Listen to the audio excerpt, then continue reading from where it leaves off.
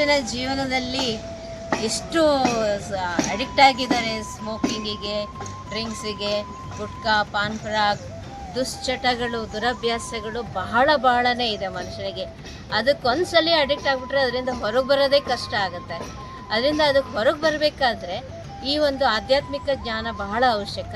ಬ್ರಹ್ಮಕುಮಾರಿ ಈಶ್ವರಿ ವಿಶ್ವವಿದ್ಯಾಲಯದಲ್ಲಿ ಇದನ್ನು ಹಳ್ಳಿಗೆ ಹೋಗಿ ಇದರ ವ್ಯಸನ ಮುಕ್ತ ಅಭಿಯಾನವನ್ನು ನಡೆಸ್ತಾರೆ. ಅನೇಕರಿಗೆ ಇದರಿಂದ ಮುಕ್ತರನ್ನಾಗೋದಕ್ಕೆ, ಅಭ್ಯಾಸವನ್ನು ಬಿಡಿಸೋದಕ್ಕೆ ಇದನ್ನು ಜ್ಞಾನ ಕೊಟ್ಟು ರಾಜಯೋಗ ಅಭ್ಯಾಸವನ್ನು ಮಾಡಿಸಲಾಗುತ್ತೆ. ಅದರದ್ದು ಒಂದು ಚಿಕ್ಕ ಸ್ಟಾಲ್ ಇಲ್ಲಿ ನಿಮಗೆ ಅದರಿಂದ ಏನೇನು ಹಾನಿ, ಅದರಿಂದ ಬಿಡೋದ್ರಿಂದ ನಮಗೆ ಎಷ್ಟು ಜೀವನ ಸುಧಾರಣೆ ಆಗುತ್ತೆ ಅಂತ ಹೇಳಿ ಇದನ್ನು ಈ ಒಂದು ಸ್ಟಾಲ್ನಲ್ಲಿ ತೋರಿಸಲಾಗಿದೆ. ನಮ್ಮ ಶರೀರದ ಮೇಲೆ ಹೇಗೆ ಎಫೆಕ್ಟ್ ಮಾಡುತ್ತೆ, ಒಂದೊಂದು ಅಂಗಾಂಗಗಳು ಹೇಗೆ ಅದನ್ನು ಕೆಟ್ಟ ಅಭ್ಯಾಸಗಳಿಗೆ ಒಳಗಾದಾಗ ಹಾನಿ ಆಗ್ತಾ ಹೋಗುತ್ತೆ, ಕಾಯಿಲೆಗಳು ಬರುತ್ತೆ.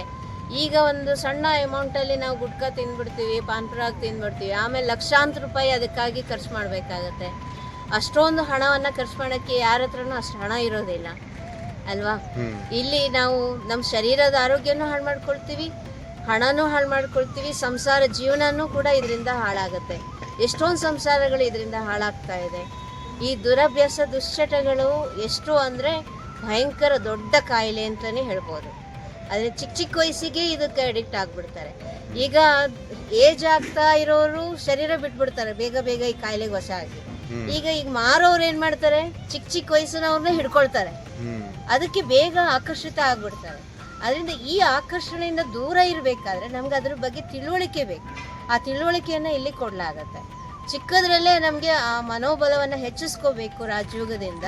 ಇದು ಕೆಟ್ಟದು, ಇದು ಅಭ್ಯಾಸ ಮಾಡೋದ್ರಿಂದ ನನ್ನ ಜೀವನ ಎಷ್ಟು ಹಾಳಾಗುತ್ತೆ, ಇದರಿಂದ ನನ್ನ ಸುತ್ತಮುತ್ತ ವಾತಾವರಣವನ್ನು ಹಾಳು ಮಾಡ್ತೀನಿ, ಅದರಿಂದ ನಾನು ದೂರ ಇರಬೇಕು ಅನ್ನೋದು ತಿಳುವಳಿಕೆ ಸಿಗುತ್ತೆ ಈ ಒಂದು ಸ್ಟಾಲ್ನಲ್ಲಿ.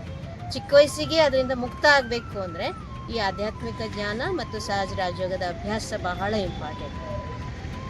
ಒಂದು ವಿಜುವಲೈಸ್ ಮಾಡಿ ಅದರೊಳಗಡೆ ಇರೋ ಹಾಗೆ ಅನುಭೂತಿಯನ್ನು ಮಾಡಿಸಲಾಗುತ್ತೆ.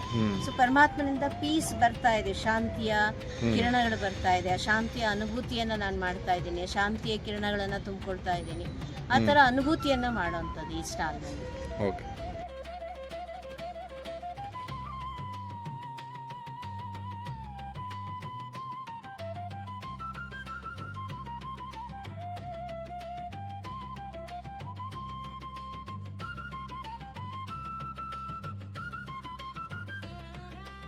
ಆ ಥರ ಆಗ್ಬಿಡುತ್ತೆ. ಚಟಗಳಿಗೆ ಎಷ್ಟೋ ಜನ ಮಕ್ಕಳುಗಳು ಈಗೆಲ್ಲ ತುಂಬ ಡ್ರಗ್ಸ್ ಅದು ಇದು ಯೂಸ್ ಮಾಡ್ತಾ ಇದ್ದಾರೆ, ತಿಳ್ಕೊಡಲ್ಲ. ಇದೆಲ್ಲ ಬರೀ ಮನೇಲೆ ಸ್ವಲ್ಪ ಪಾಠ ಮಾಡೋದಾಗ್ತದೆ. ಮೇಡಮ್, ಸ್ಮೋಕಿಂಗ್, ಡ್ರಿಂಕ್ಸ್ ಅಷ್ಟೇ ಅಲ್ಲ ದುರಭ್ಯಾಸ, ಇದು ಈಗ ಬಂದಿದೆಯಲ್ಲ ಇಂಟರ್ನೆಟ್.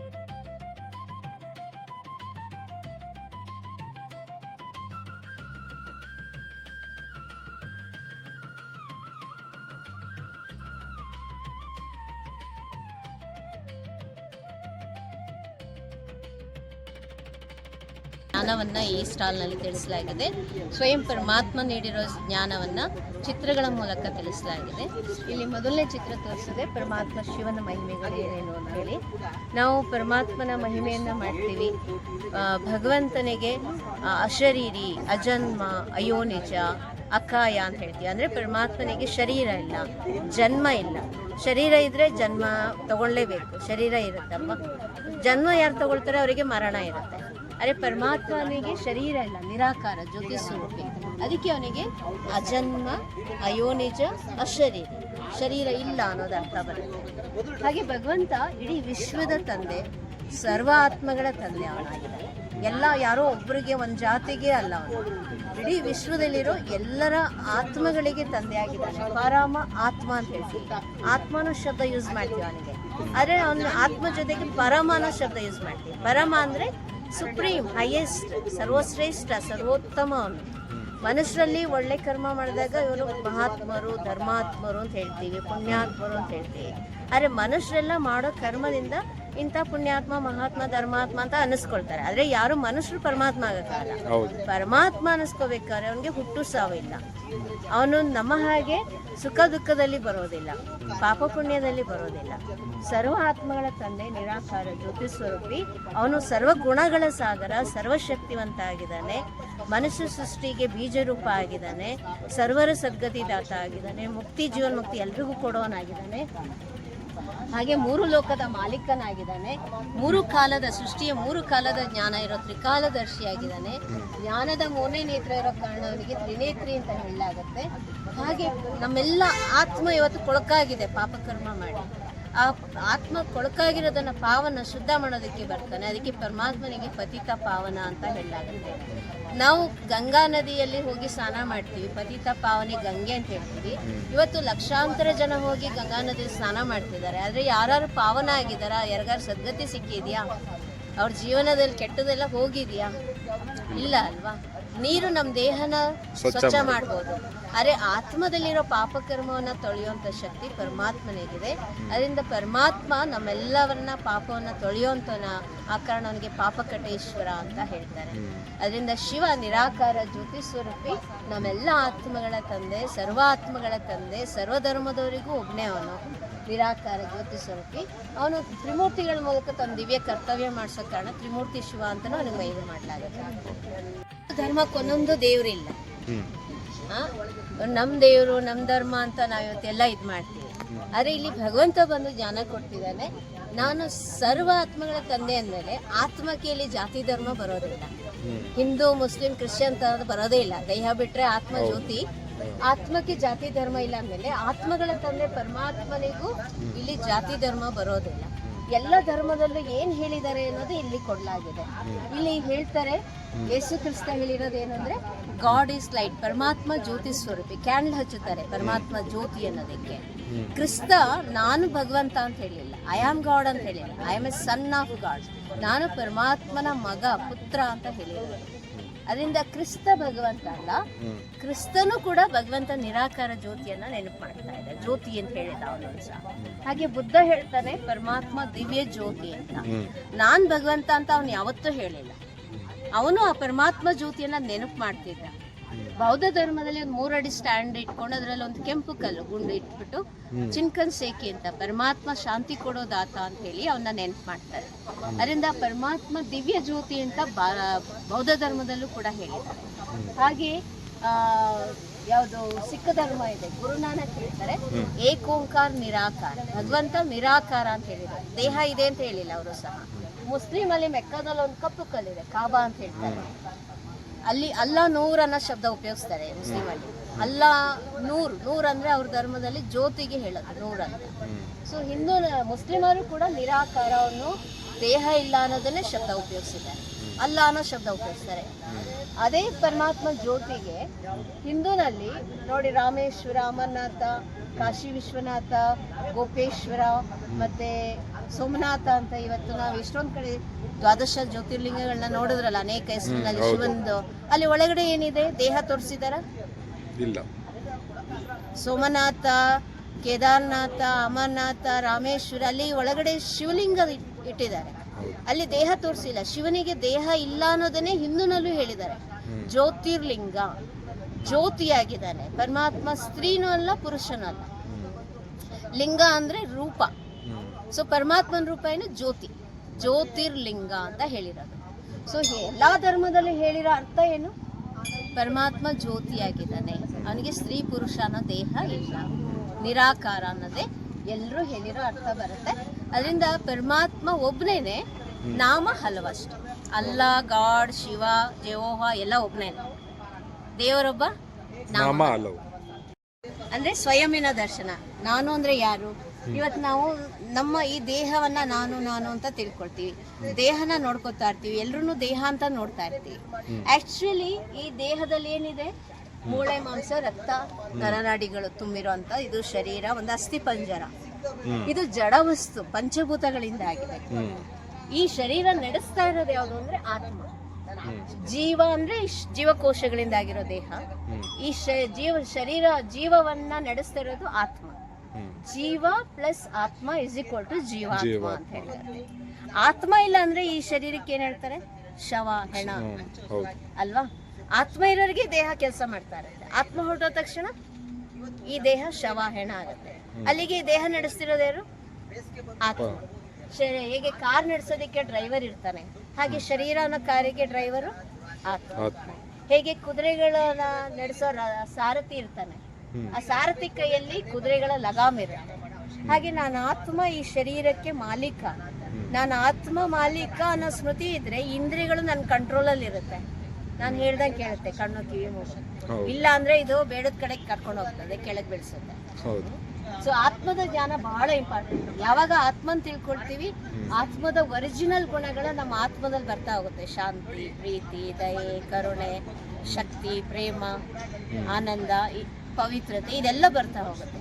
ಯಾವಾಗ ದೇಹ ಅಂತ ತಿಳ್ಕೊಳ್ತೀವಿ, ಆಗ ನಮ್ಮಲ್ಲಿ ಬರೋದು ದುಃಖ, ಶಾಂತಿ, ಕೋಪ, ದ್ವೇಷ, ಅಹಂಕಾರ ಇದೇ ಬರುತ್ತೆ. ದೇಹದ ಗುಣಗಳು ಅವಗುಣಗಳು, ಆತ್ಮದ ಒರಿಜಿನಲ್ ಗುಣ ದಿವ್ಯ ಗುಣಗಳು. ಸೊ ಆತ್ಮಾಭಿಮಾನಿ ಆಗೋ ಅಭ್ಯಾಸ ಮಾಡಬೇಕು. ನಾವು ಎಷ್ಟು ಆತ್ಮ ಅಂತ ತಿಳ್ಕೊಳ್ತೀವಿ, ಎಲ್ಲರೂ ಆತ್ಮ ಅಂತ ನೋಡ್ತೀವಿ. ಆ ಅಭ್ಯಾಸ ಮಾಡೋದ್ರಿಂದಲೇ ನಮ್ಮ ಜೀವನ ಪರಿವರ್ತನೆ ಆಗುತ್ತೆ. ಆತ್ಮದಲ್ಲಿ ಮನಸ್ಸು, ಬುದ್ಧಿ, ಸಂಸ್ಕಾರ ಅಂತ ಇದೆ. ಆತ್ಮ ಯೋಚನೆ, ವಿಚಾರಗಳನ್ನ ನಡೆಸುತ್ತಲ್ಲ, ಅದಕ್ಕೆ ಮನಸ್ಸು ಅಂತ ಹೇಳೋದು. ಮನಸ್ಸಿನಲ್ಲಿ ವಿಚಾರಗಳು ಬರ್ತಿರುತ್ತೆ, ಅದನ್ನ ಯಾವ್ದು ಮಾಡಬೇಕು, ಮಾಡಬಾರ್ದು, ಸರಿ ಯಾವುದು, ತಪ್ಪು ಯಾವುದು ಅಂತ ನಿರ್ಣಯಿಸೋದು ಬುದ್ಧಿ. ಅದು ಆತ್ಮದಲ್ಲೇ ಇರೋದು. ಸೊ ಬುದ್ಧಿ ನಿರ್ಣಯಿಸಿದ ಮೇಲೆ ನಾವು ಕರ್ಮದಲ್ಲಿ ಅದನ್ನ ತರ್ತೀವಿ, ಆಕ್ಷನ್, ಕರ್ಮ ಮಾಡ್ತೀವಿ. ನೀವೇನ್ ಮಾಡಿದ್ರಿ, ಆಕ್ಷನ್ ಅಲ್ಲಿ ಬಂತು, ನಾವು ಕರ್ಮ ಮಾಡಿದ್ವಿ, ಅದು ರೆಕಾರ್ಡ್ ಆಗೋಯ್ತು ಆತ್ಮದಲ್ಲಿ. ಸಂಸ್ಕಾರ ಅಂತ ಹೇಳ್ತಾರೆ. ನೀವು ಒಳ್ಳೇದಾದ್ರೂ ಮಾಡಿ, ಕೆಟ್ಟದಾದ್ರೂ ಮಾಡಿ, ಆತ್ಮದಲ್ಲಿ ರೆಕಾರ್ಡ್ ಆಗ್ತಾ ಇರುತ್ತೆ. ಅದಕ್ಕೆ ಸಂಸ್ಕಾರ ಅಂತ ಹೇಳೋದು. ಈಗ ಆತ್ಮ ಸಹ ಇಲ್ಲ, ಆತ್ಮನ ನೀವು ಸುಡಕ್ಕಾಗಲ್ಲ, ಕತ್ತರಿಸಕ್ಕಾಗಲ್ಲ. ಆತ್ಮ ಅವಿನಾಶಿ, ಅಜರ, ಅಮರ. ಅಂದಮೇಲೆ ಆತ್ಮ ನಾಶ ಆಗಲ್ಲ ಅಂದಮೇಲೆ ಈ ದೇಹ ಬಿಟ್ಟು ಒಂದಿನ ಹೋಗಿಲೇಬೇಕು. ಆದ್ರೆ ಹೋಗ್ಬೇಕಾದ್ರೆ ಏನ್ ತಗೊಂಡೋಗುತ್ತೆ ಆತ್ಮ? ಈ ದೇಹದಲ್ಲಿದ್ದಾಗ ಒಳ್ಳೇದು ಕೆಟ್ಟದ್ದು ಏನೇನು ಮಾಡಿದೆಯಲ್ಲ, ರೆಕಾರ್ಡ್ ಇದೆಯಲ್ಲ, ಸಂಸ್ಕಾರ ಅಂತಾರಲ್ಲ, ಅದು ನಮ್ಮ ಜೊತೆಗೆ ಬರೋದು. ಅದರಿಂದ ನಮ್ಮ ಸಂಸ್ಕಾರ ನಮ್ಮ ಜೊತೆಗೆ ಬರುತ್ತೆ ಅಂದಮೇಲೆ ಸಂಸ್ಕಾರ ಈಗ ನಾನು ಏನು ಮಾಡ್ಕೋಬೇಕು? ಇವತ್ತು ನಮ್ಮೆಲ್ಲರಲ್ಲೂ ಆಸುರಿ ಸಂಸ್ಕಾರ ಇದೆ. ಆಸುರಿ ಸಂಸ್ಕಾರ ಕಾಮ, ಕ್ರೋಧ, ಲೋಭ, ಮೋಹ, ಅಹಂಕಾರ, ದ್ವೇಷ, ಈರ್ಷೆ, ಹೊಟ್ಟೆ ಕಿಚ್ಚು, ಅಸೂಯೆ, ಸುಳ್ಳು ಹೇಳೋದು, ಕಪಟ, ಮೋಸ, ಏನು ಇದೆಲ್ಲ ಏನು ದೈವಿ ಗುಣನ ಅಲ್ಲ ಅಲ್ವಾ? ಆಸುರಿ ಗುಣ. ಈಗ ನನ್ನ ದೇವತೆ ಆಗಬೇಕು, ದೇವಾತ್ಮ ಆಗಬೇಕು ಅಂದರೆ ಆತ್ಮದಲ್ಲಿ ದೈವಿ ಸಂಸ್ಕಾರ ಮಾಡ್ಕೋಬೇಕು. ಸೊ ದೇವತೆಗಳಲ್ಲಿರೋ ಗುಣಗಳು ಶಾಂತಿ, ಪ್ರೀತಿ, ಪವಿತ್ರತೆ, ಸಹನಶೀಲತೆ, ಮಧುರತೆ, ಗಂಭೀರತೆ, ಇದೆಲ್ಲ ದೈವಿ ಗುಣಗಳು ಯಾವಾಗ ಬರುತ್ತೆ? ಆ ಸಂಸ್ಕಾರ ನಾವು ಮಾಡ್ಕೊಳ್ಳೋದು ಹೇಗೆ? ಅದು ಶಿಕ್ಷಣ ಇಲ್ಲಿ. ಅನೇಕರು ಹೇಳ್ತಾರೆ, ಮನುಷ್ಯರು ಕೇಳಿದಾಗ 7 ಲೋಕ ಇದೆ ಅಂತ ಹೇಳ್ತಾರೆ.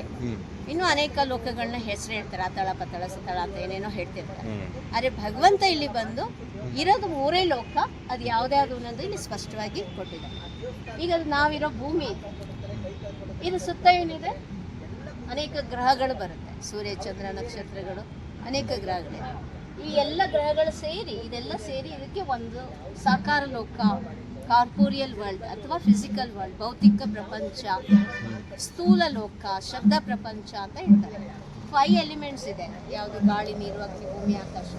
ಈ 5 ತತ್ವಗಳು ಇಷ್ಟರಲ್ಲಿ ಮಾತ್ರ ಇದೆ. 5 ತತ್ವಗಳಿಂದಾಗಿರೋ ಶರೀರ.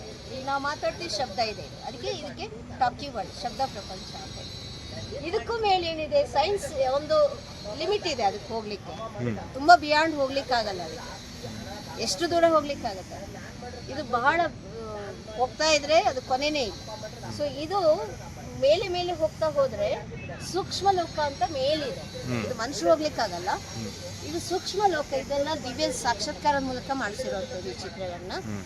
ಸೂಕ್ಷ್ಮ ಲೋಕದಲ್ಲಿ ಸೂಕ್ಷ್ಮ ದೇವತೆಗಳನ್ನು ತೋರಿಸ್ತಾರೆ, ಬ್ರಹ್ಮ, ವಿಷ್ಣು, ಶಂಕರ. ಸೂಕ್ಷ್ಮ ದೇವತೆಗಳು ಅಂದ್ರೆ ಮೂಳೆ ಮಾಂಸದ ದೇಹ ಅಲ್ಲ, ಅದು ಟ್ರಾನ್ಸ್ಪರೆಂಟ್ ಬಾಡಿ, ಸೂಕ್ಷ್ಮ ದೇಹ. ಫರಿಷ್ಠೆಗಳು, ಏಂಜಲ್ಸ್ ಅಂತ ಹೇಳ್ತಾರಲ್ಲ, ಏಂಜಲ್ಸ್ಗೆ ರೆಕ್ಕೆ ತೋರಿಸ್ತಾರೆ. ಅರ್ಥ ಸೂಕ್ಷ್ಮ ದೇಹ ತೇಲುತ್ತೆ, ಹಾರುತ್ತೆ ಅಂತ ಅರ್ಥ.